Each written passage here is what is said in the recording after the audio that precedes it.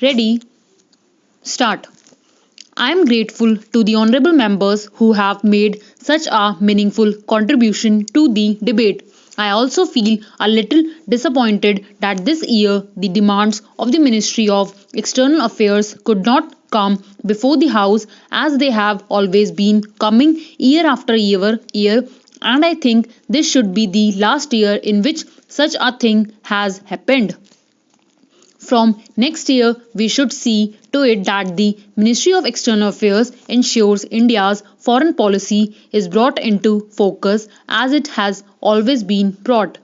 We are really discussing something which has baffled the whole world.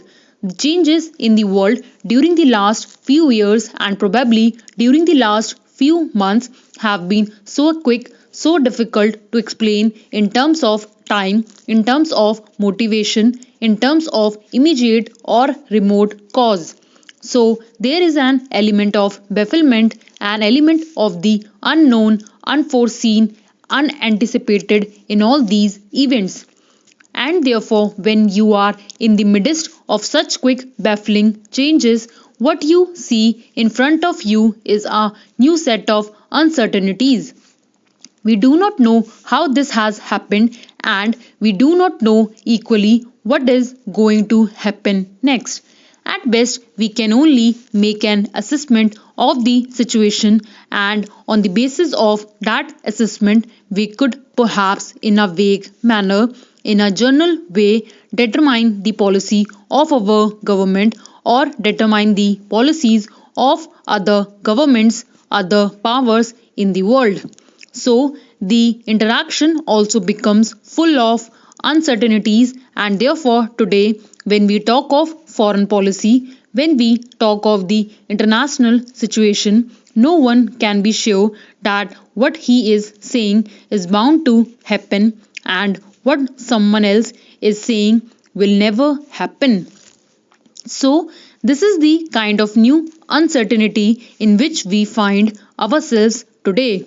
There is nothing wrong in owing this, in admitting this, since we have had a consensus on foreign policy right from the beginning. It is good that all the speeches which I have had the occasion to listen to are having the same import.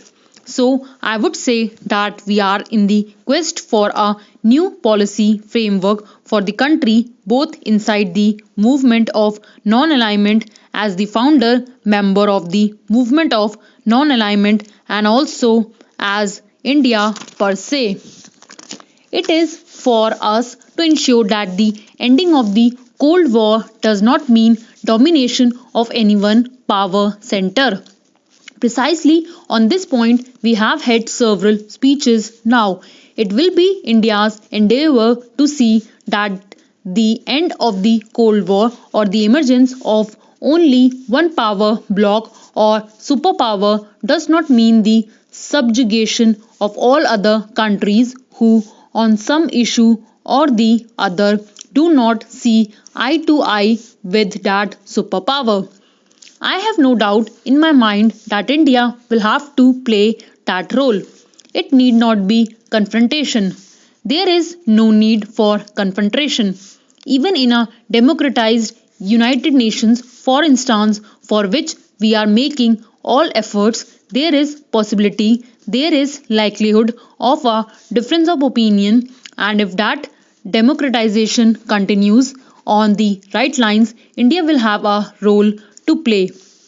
There is no question of the role of India and similar countries coming to an end.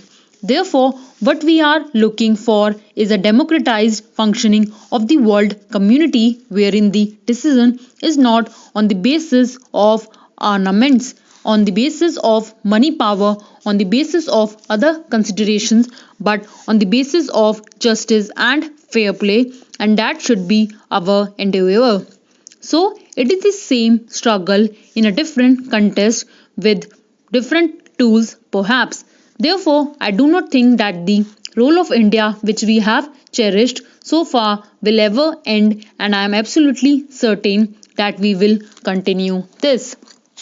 We have also said it is for us to ensure that the emergence of new economic powers such as Germany and Japan works for the betterment of the poor and not only for the enrichment of the rich. This is what my visit to Germany is all about. We have found that it is not a unipolar world in all respects. Yes, in the military sense, it is unipolar, but in the economic sense, it is multipolar. It is multicentric. Therefore, there is really no point in only emphasizing the unipolar nature of the world. There are so many economic power centers in the world. India is not an economic power center, but India has an importance which cannot be ignored by any economic power center, and that came out loud and clear in my visit to Germany. I am happy about it because it is not simply what we are going to get from Germany tomorrow that we discussed about. It is something much more. Where does India stand in the new setup of Europe? Sir, the New World Order, based on the philosophy of non-violence initiated by Gandhiji and incorporated in the 2006 Delhi Declaration, what happens to that commitment? We stand committed to that. It is true that we are having disarmament. Much has happened, much more needs to happen in the field of disarmament. The intermediate missiles more or less have been wiped out, and then there is sizable reduction in the other missiles and so on. But there is nothing like total and complete disarmament yet in sight. Even today the armaments that they have are enough to destroy the world many times over. So what are we really talking about? We are talking about a very slow and very limited amount of disarmament that has been brought about. But what India stands for is total, complete disarmament, and not only disarmament in the sense of not having nuclear arms, but a world which is free from nuclear weapons, and also it is non violent.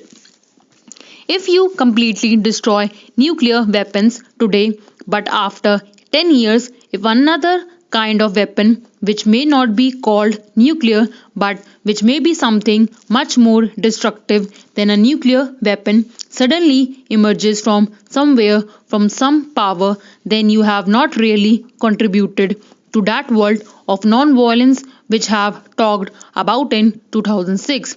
Therefore, it is not merely the negative aspect of doing away with nuclear weapons, but positively creating a non-violent world to which President Gorbachev and Rajiv Gandhi committed their countries to in 2006. That commitment, Mr. Speaker, sir, remains, and that commitment India will complete. So it is not as if India is left without a role.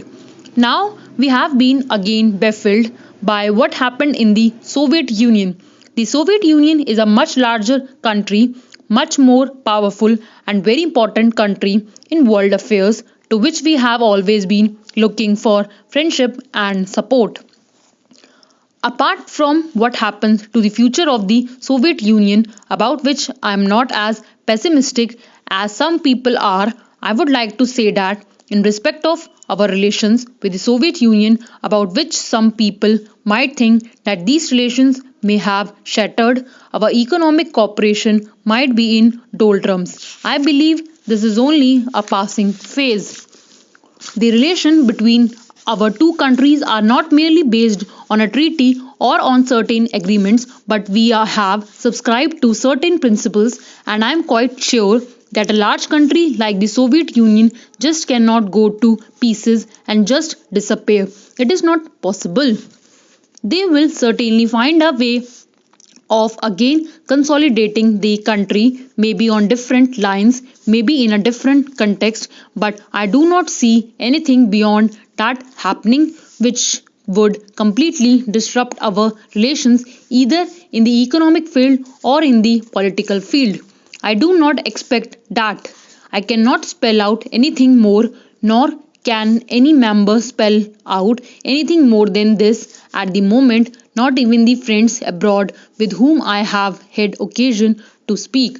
Everyone seemed to be equally uncertain, everyone seemed to be hopeful this minute, not so hopeful the next minute. But we would say, as friends of the Soviet Union, that the relations between the two countries are not going to be disrupted. We will certainly continue the relationship.